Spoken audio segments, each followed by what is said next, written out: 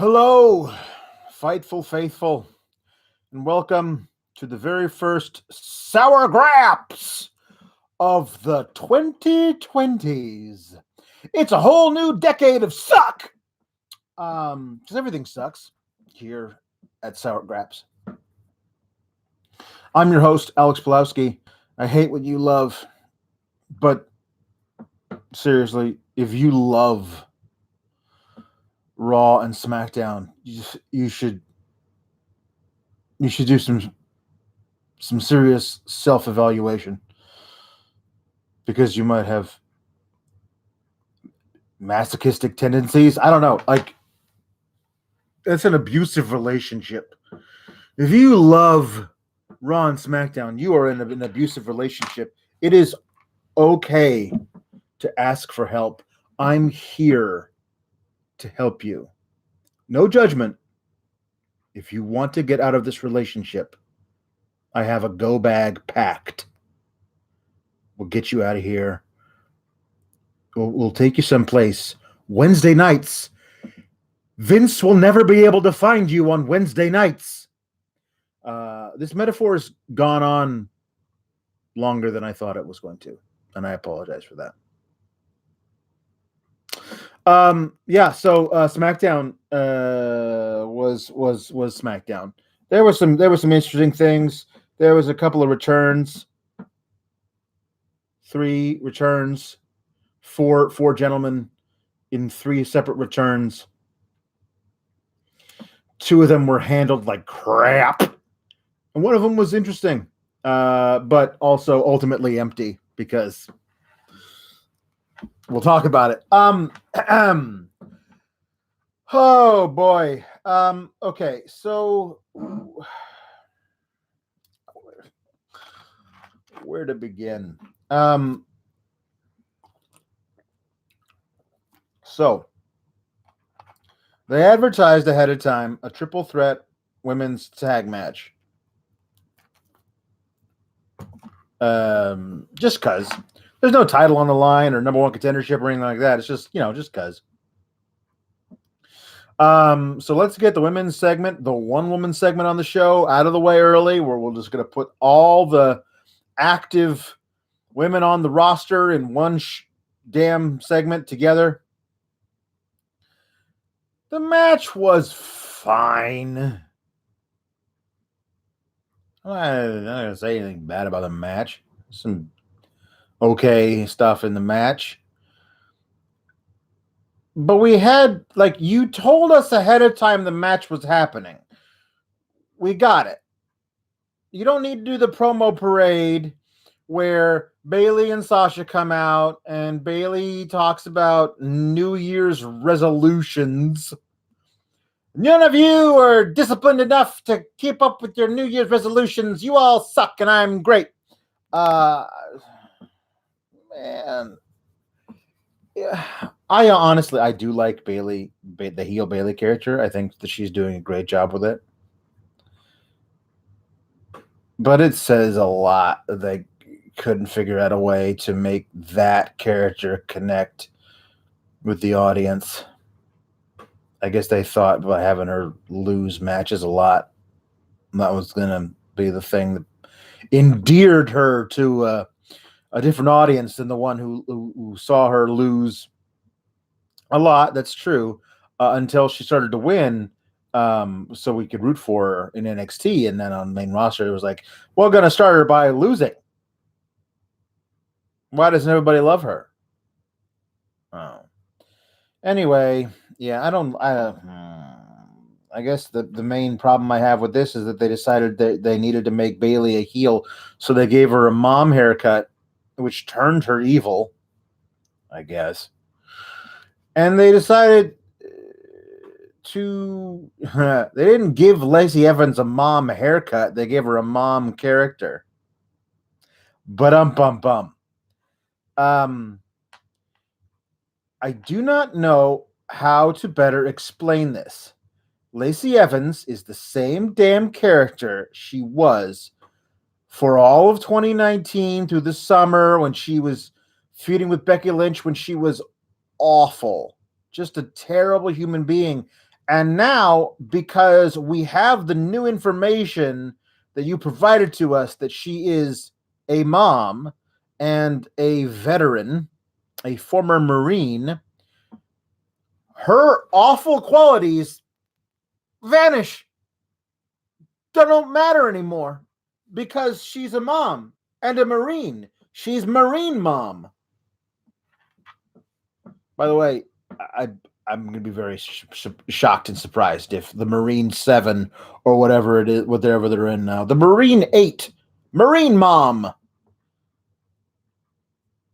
where the Miz meets a single mother who's a mom and a Marine.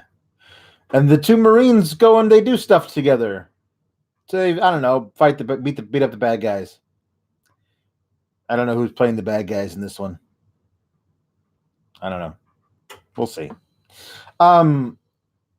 Elias, probably Elias. He seems like a villain in a Marine movie. Oh boy. The Lacey Evans thing is tired and just stupid because you can't just say I'm a mom, now you root for me, the same way you can't say I have a different haircut now, so I'm evil. It's just the laziest kind of stupid writing and booking and character creation. It's just bad.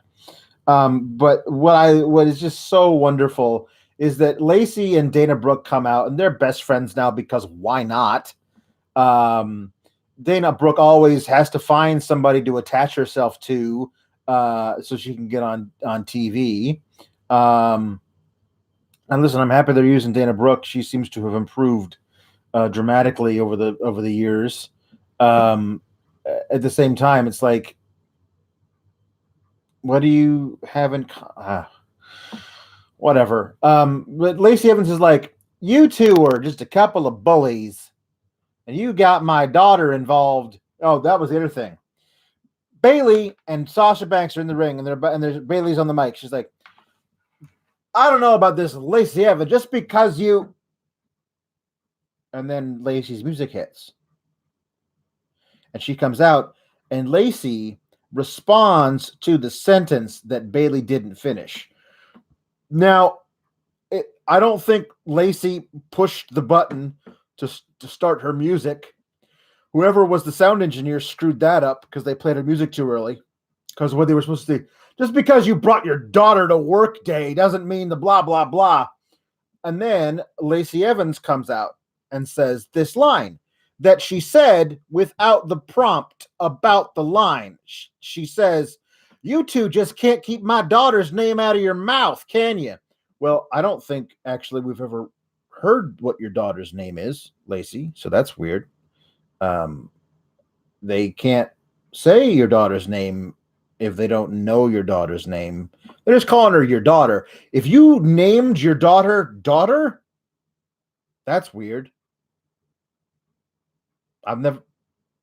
Is that the people who like name their dog, and their cat? Did you name your daughter? Lacey, I don't think you did. But she says the line in response to a thing that nobody said. Again, not necessarily her fault, but just shows that she can't roll with the punches. You can't respond to something nobody said. It's in the script. I know you memorized your script. Good for you, Lacey. But if the person doesn't say their line, you can't respond to it because you didn't hear it. I know you memorized a little script that Vincent gave you, and good for you. You're almost a real person, but that's bad. Somebody needs to take her aside and say, if the person doesn't say the line that you're responding to, don't say the response line. Come up with something else. Oh no, do you have to think on the fly? Is that impossible for you? Maybe this isn't the line of work for you then. I hate Lacey Evans.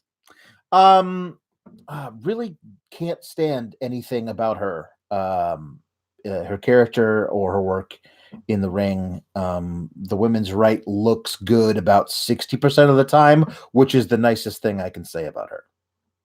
She has long legs. Good. But she says that I'm just doing what I've done my entire time in WWE. I'm proving to the whole WWE universe that bullies can't get, you gotta stand up to bullies. Well, you haven't done that your entire time in WWE because you were a fucking bully for most of the time that you were in WWE, and then all of a sudden, I don't know, did you get conked on the noggin? Is that why you decided to change your personality entirely? Oh, but wait, you didn't. You have the same personality now. Just you're a mom, and you get to use that. It's lazy as fuck. God, they're just gonna continue it, and I'm not. There's nothing I can do about it. Anyway, then after that, Alexa Bliss and Nikki Cross come out, and Alexa says, "I don't even know why we're in this match." And I was like, well, "You said it, Alexa, not me." And then Nikki's like, "Well, no. If we win this match, then maybe we'll get a title shot at the tag team titles down the line." And Alexa's like, "Yeah, I guess so. Sure. Thanks for cobbling together a motivation for yourself, Nikki. Good for you. You know, sometimes you got to do stuff as an actor that you don't understand, and you have to come up with the reason why you're doing it. I mean, the best directors and writers will give you those reasons, but if they don't give them to you, then you got to come up with them yourself. And Nikki Cross did it herself. Good for you, Nikki. Match is fine. The ending with the women's right into the Swanton is a good thing. If Lacey and Dana are going to team up for a while, I like that. I like that twofer. Except Dana, when you do a Swanton, the key is to land with your upper back across the torso of your opponent, and then your lower back and your butt onto the ground, kind of cushioning the blow for yourself and most importantly for your opponent, so that you don't hurt them.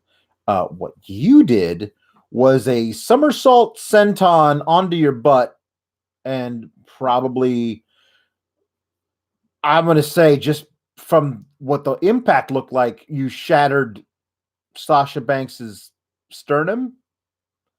Like, Sasha's already made of glass. Maybe we're not going to take 140 pounds or however, whatever, just drop it on just right across her rib cage, like internal organs kablooey. Be better at the senton, at the swanton thing if you're going to do it. I've seen you do it a few times where it looked really good. That's the worst it's ever looked. Don't do it like that anymore. Cool. Dana Brooke picked up a big win for momentum toward the Royal Rumble is a thing I'm going to say like this every time they do this for the next 3 weeks. Oh, big time momentum for Wrestler X as they head to the Royal Rumble in Houston. Yay! Just because you won a match on January 3rd does not make it any more likely that you will win the Royal Rumble. That's a PSA from me to you. The world. People watching this. That's not how momentum works. Oh, poor Otis. He's backstage doing bicep curls with a keg, like you do. And Mandy sidles up to him, and this is just baby steps. That's what I'm saying. I gotta say, baby steps. What they're doing with Otis is better than what it used to be, where he would gyrate and convulse in the presence of pretty ladies. But they're definitely doing some kind of simpleton act with him.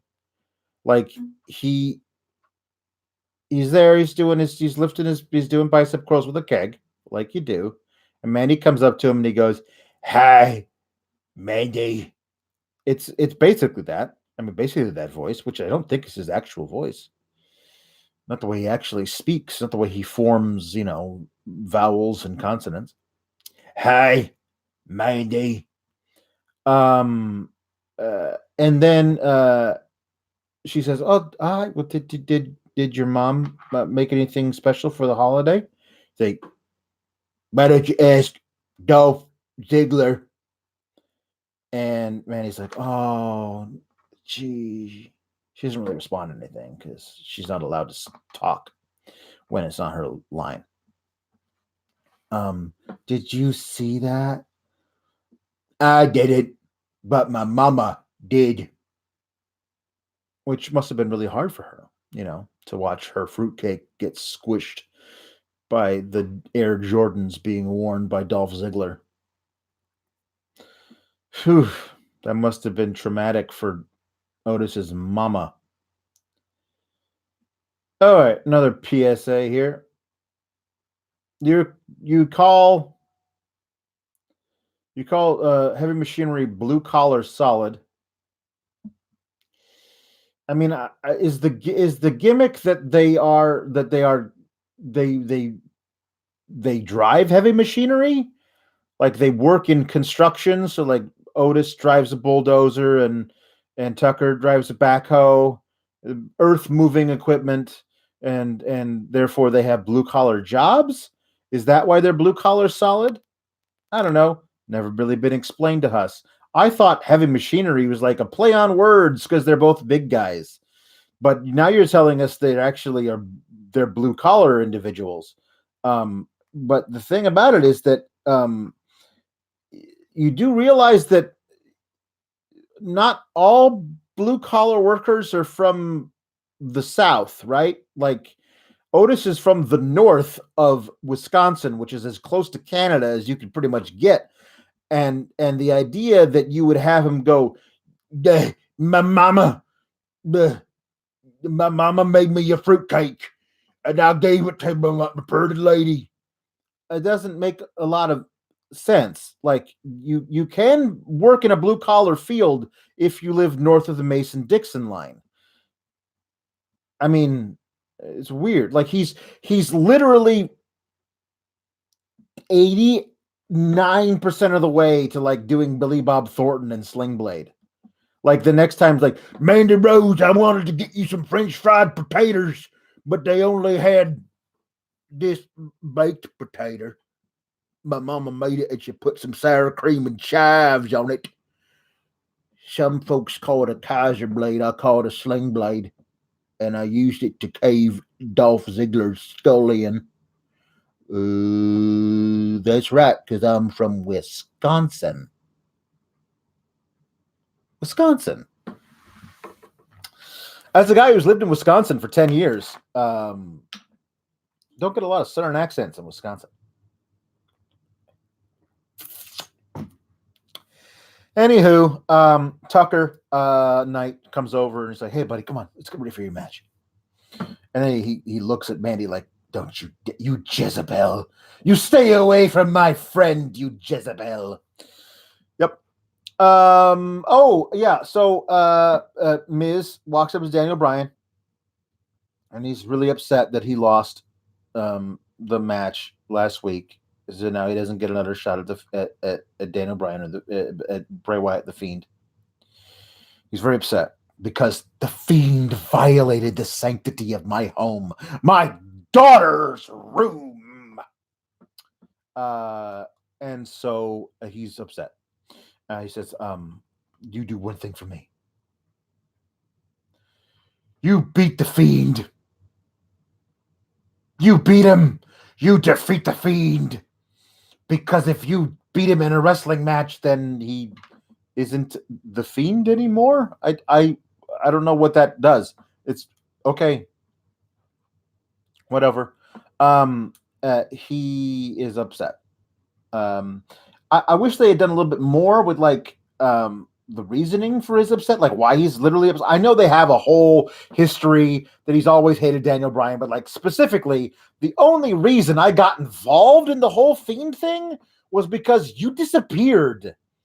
You got pulled into the ring, and then, as Michael Cole says, he ripped your entire hair out, and you were gone. You vanished. So I decided I was going to go find you. And when I did that, the Fiend decided he was going to like insert himself into my life. And the only reason that he showed up at my house and violated the sanctity of my daughter's room is because your ass disappeared. And then when you showed up later, you were like, I don't even know where I went. Weird, huh? It pulled me under the ring, and it's all a blur.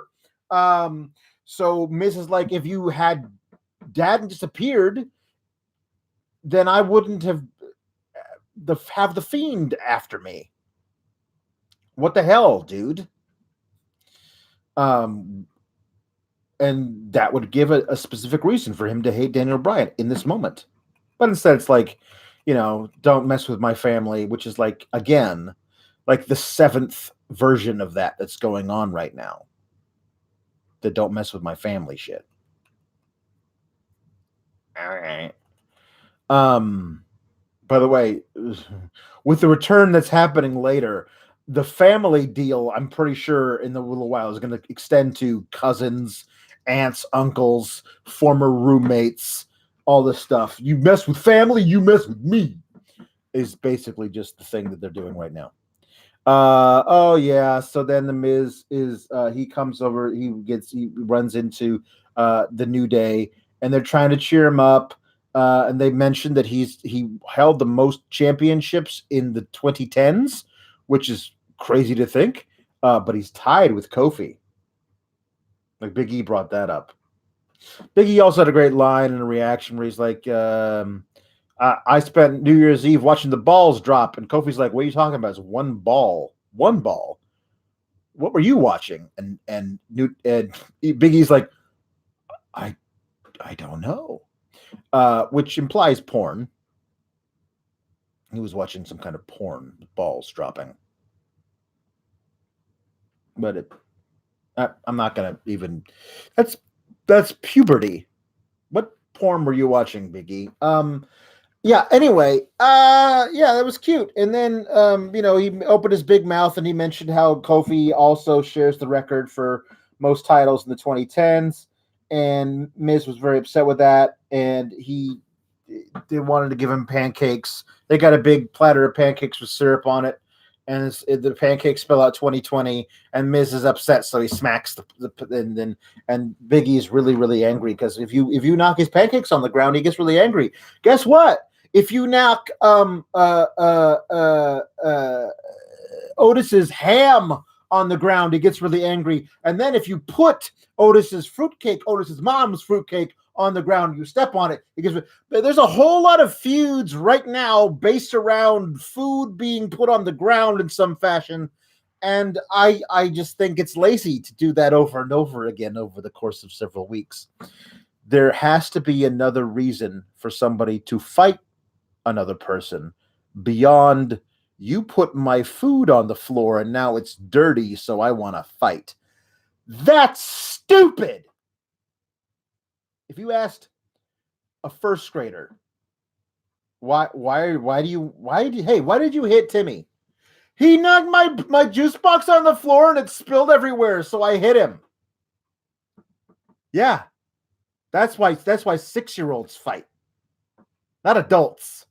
Not fucking adults.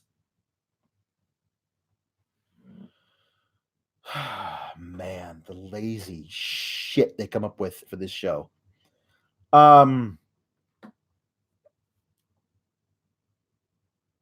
Yeah. Elias as a babyface sucks. They give him his kimono back, but his thing is he sang a song. He wanted to see Sami Zayn get punched in the jaw. He said Dolph Ziggler and King Corbin are bad, which is true. They are, but why do you care? The biggest problem, I mean, he does the thing about the revival. He keeps bringing them up and how much they suck. That's the bigger thing he always talks about. But he also says, so I wish Sami Zayn would get punched right in the jaw. If Shane McMahon shows up, send his ass to Raw. This is the same deal that they do with with Lacey Evans, where they expect us to have forgotten that she was a heel for the entirety of the summer and then didn't change anything about herself, and now she's a babyface. Elias, like, I wish Kathy Kelly backstage would give him some gotcha journalism. Elias, you sang about how you don't like Shane McMahon. That's quite a departure from how you were his main stooge as recently as September with the King of the Ring tournament. What happened in the intervening 3.5 months? Is the answer nothing? Nothing happened in the intervening 3.5 months? There's no reason for you to now dislike Shane McMahon when before you liked him enough to be his main stooge? So the answer is nothing. Nothing has changed, and there's no reason at all for you to have had this character change. The writers have just decided you're a babyface now, and therefore you hate Shane McMahon? Okay. That's lazy and fucking stupid. Don't gaslight us. We watched the whole thing where he was the stooge for Shane McMahon. He was a big fan of Shane, loved Shane. What happened between him and Shane that he doesn't like Shane now? I know this is how wrestling writing has worked for 40 fucking years, but it doesn't have to anymore. You could easily come up with something easily that is a reason for it. I broke my ankle while I was stooging for Shane McMahon. And he never even sent a card. Like, the whole reason I hurt myself was because I was fighting for him, like his proxy in some match in some nowhere jerkwater burg. And I hurt my ankle. And he never said, I hope you get well soon, buddy. So screw that guy. There, I just wrote it for you at 1:21 a.m. after I've been up since 6 a.m. So I think you guys, during regular business hours after a full night's sleep, could probably come up with something just as good. Right? There was earlier today backstage, the Revival were talking about how they don't like being treated as a joke. Guess what, guys? Right there with you. I don't like that they treat you as a joke too. And Shorty G showed up. Shorty G, old Chad Gable, Shorty G. He says, you guys need to just be positive. Remember how everybody would make fun of me and how short I was? I've learned to just accept that about myself, and I feel a lot better. And then they decide Dash Wilder and Shane Dawson, Scott Dawson, Shane Dawson, Scott Dawson. I don't know why I called him Shane. Scott Dawson and Dash Wilder decide they're going to make fun of how short he is to his face again because the thing is going to last forever. And until hopefully he lets his contract run out and then he joins Revival in AEW. God, wouldn't that be nice? You could have matches with them there, not here. But they're like at best 2 inches taller than Chad Gable. You're so short. You're so short. I'm 5'8". How tall are you? 5'10". You're short. Great. So anyway, somebody challenges somebody to a match, whatever. Dash Wilder versus Shorty G. Chad Gable is a really great wrestler.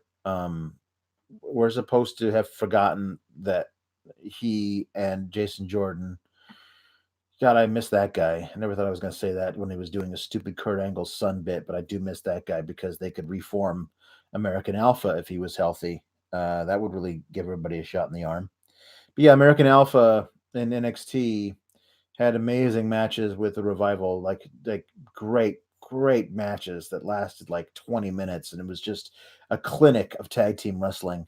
And this thing was little less than 3 minutes, and pretty easy for Gable to tap out Dash in a ankle lock. And then after the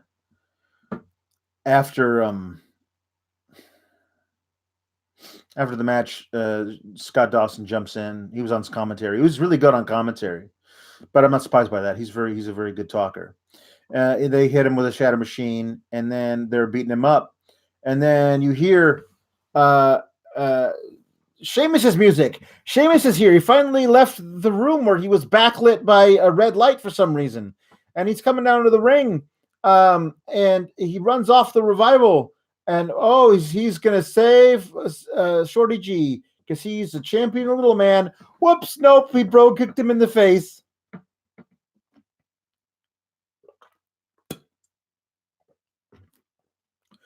So he ran off the Revival so that he could kick Shorty G in the face, which means I guess he has no alliances. He doesn't care.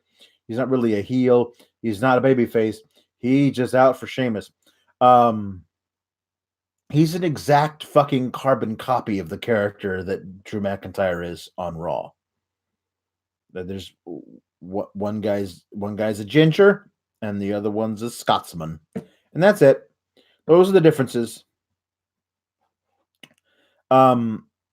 If they're going to put over a returning Sheamus by having him beat up Shorty G and by extension Mustafa Ali, who, to his credit, somebody tweeted like, "Hey, where were you when your tag partner Chad Gable was getting his ass kicked?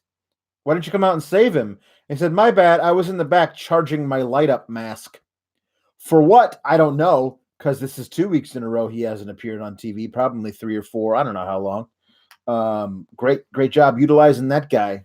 Have a really cool promo about how this is going to be the 2020 is going to be the year Mustafa Ali, and what they do with the first episode of 2020, fucking nothing.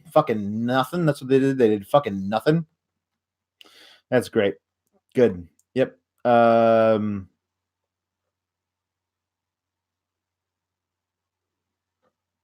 Yeah. Sheamus is in a position where he should be putting over a younger talent, not being put over by them. So I hope that they switch that around soon. So Kofi Kingston and The Miz have a match, a little grudge match. Kofi is very taunty during the match. Miz doesn't like it. Kofi beat him with a roll up. The Miz is very, very upset by this. Kofi is celebrating too much, so Miz attacked him. Big E ran him off. He's up on the ramp, going up there, and then the crowd's just going, "You suck, you suck, you suck, you suck," and he's like, "Really? After everything I did, after all that I did to show you that I was a changed guy, this is what you give me?" Which is true. Like, he's always like, it's not his fault that the booking was so shitty, where he had this white hot feud with him and Shane McMahon, where Shane McMahon beat up his dad. And then they decided to give Shane the WrestleMania victory and then never have Miz be able to get one up over on Shane after that. That's stupid booking. That's really fucking stupid booking, but I'm not surprised. That's basically what they do most of the time. So great. So since then, Mrs. Babyface run has not been excellent because they kind of took all the air out of it. Because you kind of subtly realize if they're not going to put him over Shane McMahon, a non-wrestler, then really he got no chance of actually doing anything. I mean, I honestly thought they were going to do something with him where he was going to have the Intercontinental title, at least briefly, as a babyface. So we got to cheer for him. We got to cheer for him when he won the title and got the most cumulative days reign. It would be a celebration we would be able to enjoy in, as opposed to when eventually he becomes Intercontinental Champion again, as a heel, he's going to be like, none of you people even cared about me. I hate you people. All you people smell bad. And your city smells bad. Oh, the WWE Universe smells like a fart. And we'll all go, boo, Miz, we don't like you because you said we smell like a fart. Boo. And that won't be as nice as being able to cheer with him. So we're not going to be able to do that anyway. So yeah, it was really good. I don't think they planned for the You Sucks. And it was really great on Miz to roll with those punches. Hey, Lacey Evans, when something doesn't go exactly to plan, change what you were going to do. Learn something from The Miz, your future co-star in the Marine 8. Kathy Kelly is trying to talk to The Miz later, close to his dressing room. And, oh my God, it's John Morrison just casually hanging out. Comes out of the little locker dressing room and says, Miz doesn't want to talk now. Okay, cool, bye. And he goes back inside. And the crowd had no fucking idea who he was because you didn't make it into a moment at all. At all. If you're going to re-team him up with The Miz, that's fun. That's like 10 years ago. That's cool stuff. They had a fun little deal. He hasn't been there since in 9 years. He hasn't been on in WWE. Since then, he's become a much better wrestler. He was awesome in Lucha Underground. I really hope they let him play that character again, that version of his, his rock starry type thing, because he was basically just a ditz, but a lot of fun and an amazing wrestler. I kind of wanted to see him end up on Raw because he and Ricochet could reignite that feud they had in 2014 and Lucha Underground. It was so good. 2014, 2015. But maybe his proxy is Mustafa Ali, and he can have great matches with Mustafa Ali, who does all basically the same things that Ricochet does. Or they'll probably either job him out to a lot of people who don't get any better by having beaten John Morrison, or they'll put him over all the younger talent, just like they're going to do with Sheamus. They're probably going to team with The Miz, and The Miz and John Morrison versus The New Day could be a lot of fun. We don't know. We don't know what they're going to do, but it's interesting to have him back. But again, the whole trickle of we found out months ago that he was going to resign with WWE, and they're wouldn't confirm it, and then they're like, hey everybody, breaking news, we just told you right now, nobody knew this, but John Morrison signed back here, and then they're have him make an entrance here. They could have done something where I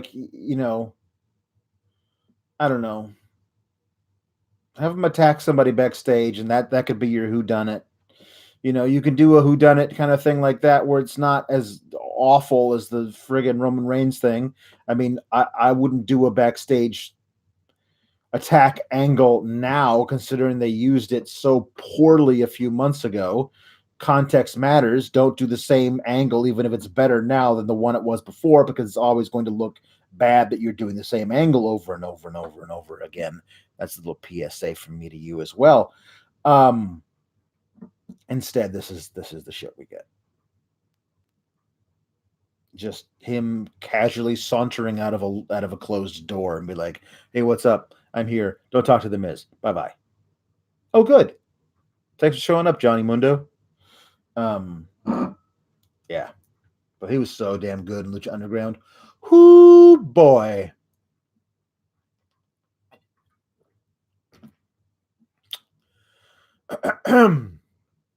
Kathy Kelly was busy. Backstage, she interviewed Daniel Bryan and Roman Reigns because they're having a tag match tonight versus Dolph Ziggler and Baron Corbin. And Daniel Bryan and the Roman Reigns are like, you're doing a little dick measuring. So, here you got a match versus The Fiend, Royal Rumble, huh? Yeah. Well, you going to win that match? Yeah, I plan on it. Oh, good. Because I'm going to win the Royal Rumble match itself. And then, if you're still champion at WrestleMania, I'm going to face you for the Universal title. And I'm going to beat you. Oh, really?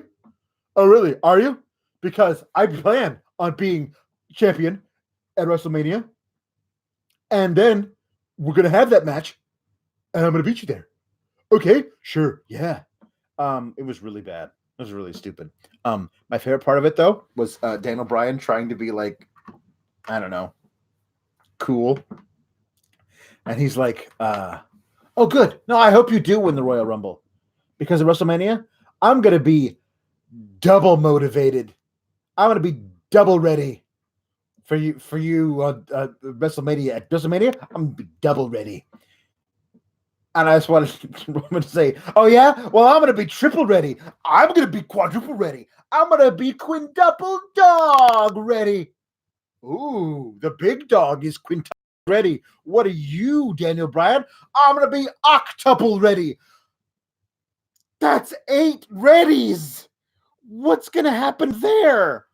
And Roman Reigns is like, I don't even know what 9-upple is. Is it not 9-upple? Is it? I don't. Octuple is the biggest number I can think of. It was all silly and bad. So Otis finally, after all that time, Otis, because Tucker was like, "Hey, man, come on, we gotta go ready for your match," which was like an hour and a half ago. So he was getting ready for his match for an hour and a half. I guess eating a lot of steaks, and slinging a lot of weights. So he comes out and he's got a match versus Drew Gulak, who's nobody. It wasn't like he was one of the best champions that 205 Live ever had. Not that at all. Again, I plead with you. Everybody under 205 pounds is automatically on NXT. Sorry, them's the rules.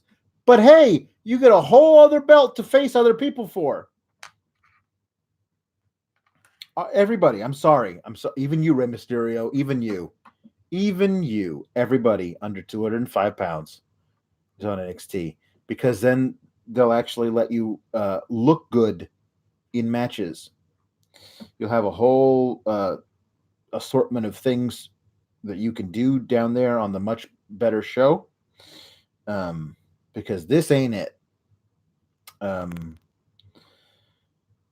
McMahon still thinks that Drew Gulak has always been the guy that they gave the PowerPoint bit to back when the Enzo thing was happening and the Cruiserweights were still on Raw. And let me tell you, Drew is one of those guys, you give him anything and he'll make it sing, but not this, man. Not the tired Photoshop thing. When he was doing the PowerPoint Photoshop thing, the PowerPoint thing, I don't know, friggin' 2 years ago, he made it work because it was fresh and new and different, and now it's a lame retread of a thing that happened 2 years ago. And Vince probably thinks it happened 2 months ago because his brain doesn't function properly. So he's like, everybody still remembers this thing, right? And nobody does. So he's going to come out and do a PowerPoint about how Otis will never get Mandy to date him. So Otis attacks him. And in the middle of the match, somehow Drew's got the upper hand. And he's like, Mandy Rose is never going to date you! Which just makes Otis madder. And so he wins the match with a Vader bomb. And Drew Gulak looks like a chump and a fool and a tool and not good at all, which is the opposite of what he is, which is very, very good. Drew Gulak, another guy. Let your contract expire, and I'll see you on a different Wednesday show. I mean, they have said they're going to do another superstar shakeup after WrestleMania, and they're going to send a lot of people, some people, at least a few people, to NXT. So maybe Drew will be one of them. I see no reason they're not usually using him for any reason, in any way that benefits him whatsoever on SmackDown. So sending him Wednesdays. So Braun Strowman has a singles match versus Cesaro, and this intrigued me until I realized, oh, it's just a plot device to get Braun closer to an Intercontinental title match. And Cesaro's certainly, capable of doing whatever he wants to Braun, and that's cool. Like, as Braun doesn't actually get, hit hard usually. This was good. But it is kind of sad to see Cesaro is this lame second fiddle type guy. It also is weird, not gonna lie, to have heel Cesaro running with heel Nakamura and heel Sami Zayn on the same show now as his former tag team partner Sheamus, with whom he was the champion multiple times, and Sheamus is looking pretty heelish too. Maybe he's a tweener, but he just ran off the Revival. He didn't actually attack them, and he nearly kicked Shorty G's head off, which I guess would have made him extra Shorty G. Because if it's just, maybe he doesn't have a head, he's even shorter. But anyway, it's going to be weird to have Cesaro and Sheamus on the same show with the same heel-face alignment and not have them want to just reform the bar. Why wouldn't they do that? They didn't have a falling out. Their interests are still aligned. They were always a great tag team. Why wouldn't they immediately reform and go after the New Day to become tag titles holders again? Why wouldn't they do that? Give me a reason. Have Cesaro approach Sheamus and Sheamus say, no, I'm not in there. I'm only out for myself now. It'll be lame, but it'd be something, because right now it doesn't make any fucking sense for them not to at least, I don't know. It's bad. Because the only reason that they broke up kind of is that Sheamus went away for a while to lose a bunch of weight and make sure he didn't have stenosis for the rest of his friggin' life.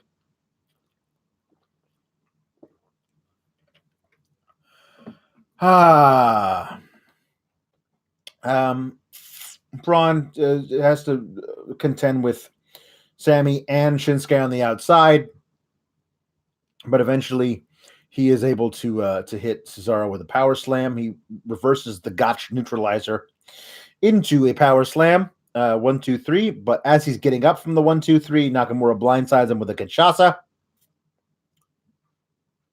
So that match could be a lot of fun. I mean, Sean Ross Sapp had the idea that, yeah, you could put the title on Braun and make it prestigious in a different way. Like, he has the title, he defends it all the time, and he doesn't lose it. Like, you could have him hold that thing for a year until you had the right person to take it off of him. I don't think they're going to do that. I don't think he's going to beat Nakamura. I think he's going to lose that match. I think he's going to have his match versus Nakamura at the Royal Rumble for the Intercontinental title. He's going to lose the match due to interference by Sami Zayn and Cesaro. Sami Zayn and Cesaro will be in the Royal Rumble match, and then number 22, Braun Strowman's going to come in just to try and get at Cesaro and Sami Zayn. And he will eliminate himself by climbing over the top rope to chase them into the crowd because he's stupid. Because that's how they write him. Gosh, I wish that wasn't going to happen. I really do. I have a question. Is Lacey Evans feuding with Sasha Banks or is she feuding with Bayley? Do you have to beat Sasha Banks in order to get a match with Bayley? I wouldn't hate that if that were a formality they actually mentioned.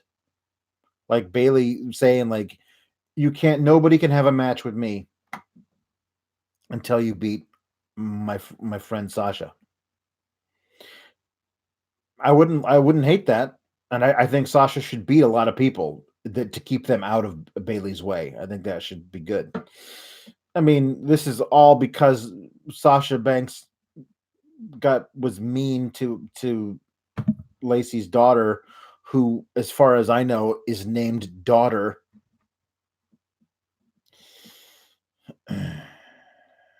Anyway, Lacey Evans and Sasha Banks have a match next week. Here's our main event of the evening. Daniel Bryan and Roman Reigns versus Dolph Ziggler and King Corbin. If Dolph Ziggler is going to be King Corbin's main henchman with Bobby Roode, on the shelf for a bit, I don't know. I'm pretty sure his wellness thing is almost up. But yeah, shouldn't Dolph Ziggler be dressed as like a knight of the round table or something? Or a court jester? A baron? I just realized when I said that it's bad. Yeah, is King Baron Corbin and Baron Dolph Ziggler.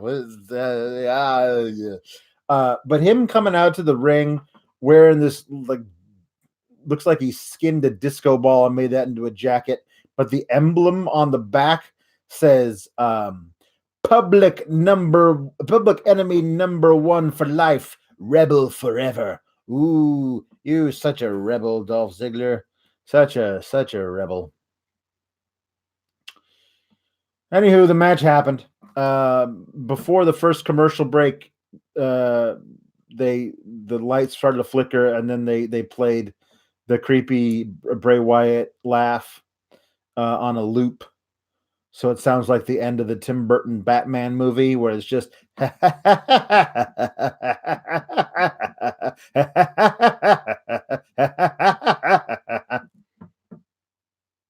don't know if anybody remembers that.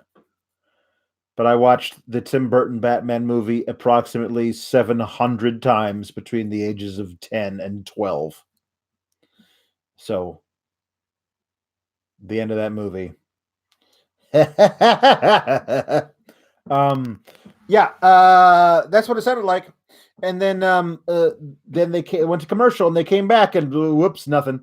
So then the match keeps going on, and then I don't know what's happening in the end of the match because I wasn't really paying attention because who cares? It's a meaningless friggin' main event tag match that doesn't do anything for anybody. Except, whoops, the Fiend shows up. The lights turned red because he can control them magically. And he attacks Daniel Bryan, and he throws him into the barricade. But the barricade that collapses all the time by the timekeeper's area. And then the lights go different and they turn off and they come back up and the Fiend is gone. Oh, the Michael Cole and his selective toddler mind, like, where did the Fiend go? The lights went out, and when they came back up, the Fiend is gone. Did he disappear? Like, I understand the trope. The lights go out, and then somebody shows up, and the lights go out again, the person leaves. But when you have Michael Cole sell it like he's a 1-year-old playing peekaboo for the first time, like he doesn't have object permanence, it really ruins all of it. Anyway, so that leaves Bryan laid out on the outside of the ring, Roman in there by himself versus Baron Corbin, and Dolph Ziggler. So, of course, they bring out the handcuffs and the dog food, and they're going to do the same thing that they did to him before TLC. Oh, wouldn't that be terrible? We can't allow that. So, in an actual instance of being shocked by something, the Usos show up and they run down and they save their cousin Roman from a dog fooding. Man, I missed those guys. I missed the Usos. I really did. Boys, I hope you got your shit together. I really do.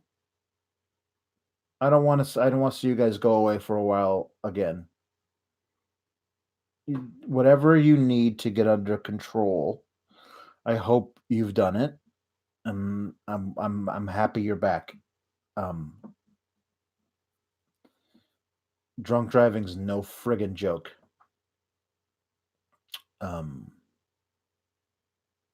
So I've lost 2 friends to drunk drivers. Drunk driving is stupid.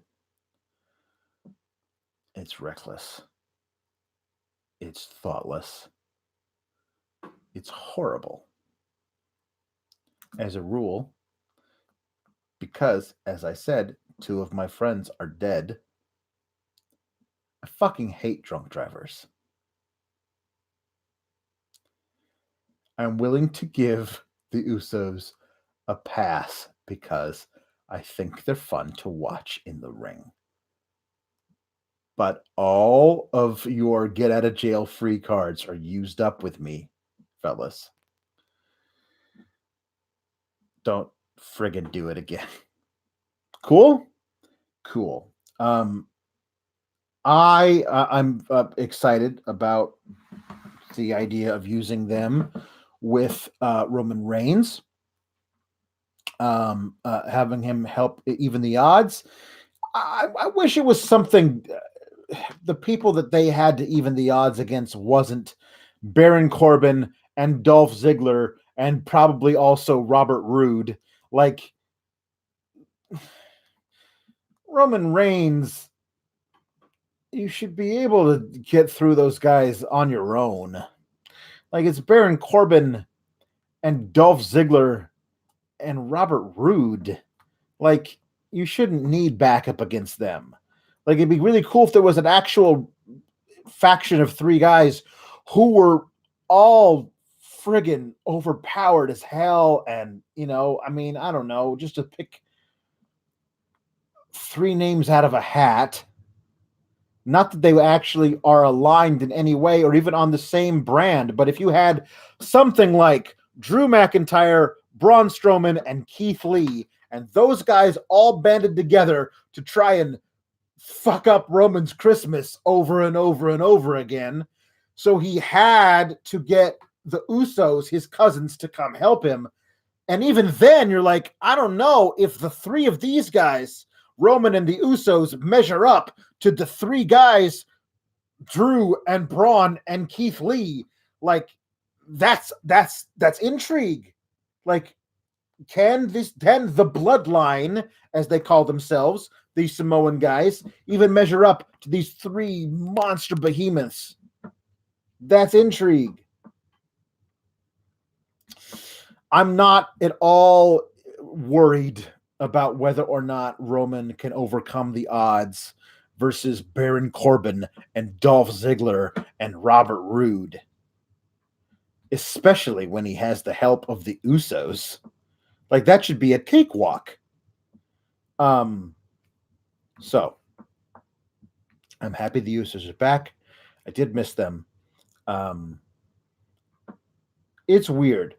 I wanted them away from the New Day for the longest time, so that we wouldn't get tired of watching the New Day versus the Usos. I mean, now that they're back on the same show, and almost certainly by SummerSlam we'll be feuding together again for the tag titles on SmackDown.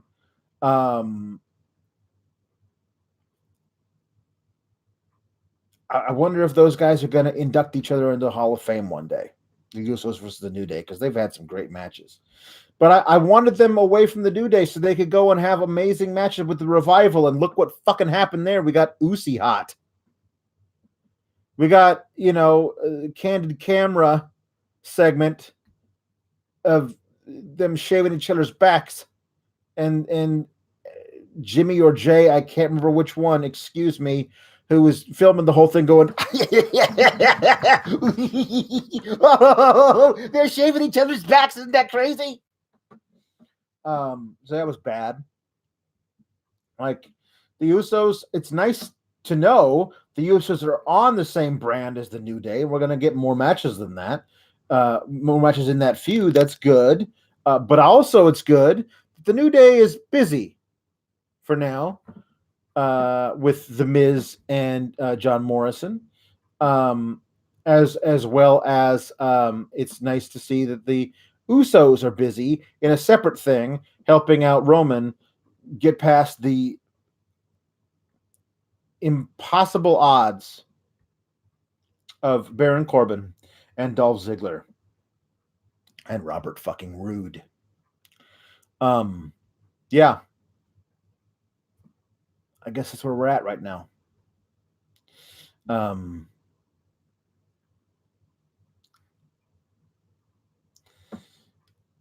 I will say, I do wish they were on Raw right now because there are other people they could have matches with they haven't had matches with before. Usos versus the War Raiders. Well, Viking Raiders now, excuse me. Never going to get used to that. Usos versus AOP. Are you kidding me? Usos versus AOP is a goddamn tag dream match. I don't get to see it for a while. Hope I can see it at some point. Usos versus Street Profits. That'd be so much fun if you actually let Montez Ford speak using his own brain and not some stupid script handed to him by a geriatric steroid addict. Montez Ford doing promo battles with the Usos would be so good if they just let them work together. That'd be great over on Raw. And on SmackDown, it's like, I can't imagine how not into a Usos versus Ziggler and Roode match I would be. Not into it. Not. And also not into a Usos versus Heavy Machinery match. Not into that. Usos versus Nakamura and Cesaro, I would entertain that. Usos versus Miz Morrison, sure. Usos versus New Day, we already know is amazing. So selfishly, I did want the Usos on Raw because there were so many potential matches we hadn't seen before. We don't know. Maybe they have excellent chemistry with teams over there. Maybe they're only going to hang out on SmackDown until WrestleMania to help out Roman so he can win the title from The Fiend.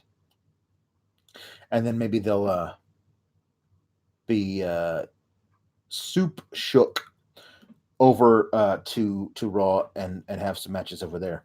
I do want to bring something to every time they talk about Daniel Bryan wanting the Universal title.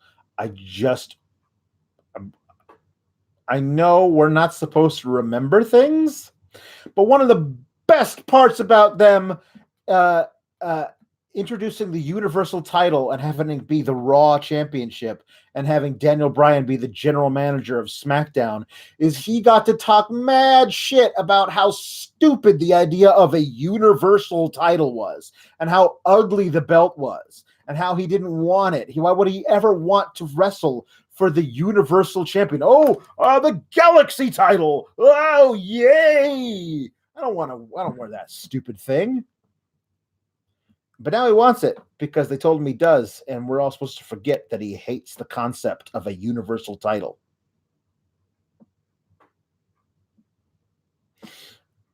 I don't like being punished for having a good memory of stuff. I don't want somebody telling me, just shut up and enjoy it. That's a great way for me to not enjoy something, is to be told to enjoy it while shutting up. I'm not going to shut up. It's a brand new decade of suck. So I'm gonna be here twice a week, sometimes really fucking late at night, apparently, talking to you about Raw and SmackDown and how much they suck. When they stop sucking, then I'll stop talking about how much they suck. But so far, with a blip and a bump in the road here and there, usually it's just smooth sailing towards suck. So this has been SmackDown, the first SmackDown of the 2020s. This has been the first SOUR GRAPS of the 2020s. And I have been your host, Alex Pawlowski. And everything always sucks.